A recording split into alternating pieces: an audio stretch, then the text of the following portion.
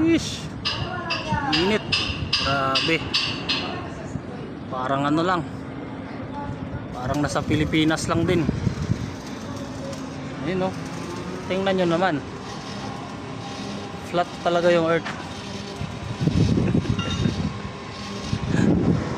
Ayun oh, yung ano.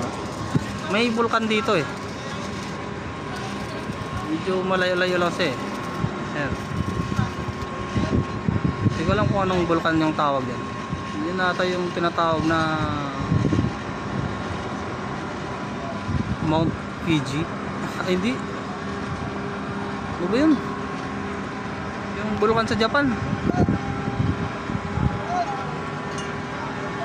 Yung parang sama yun. Basta yun na yun.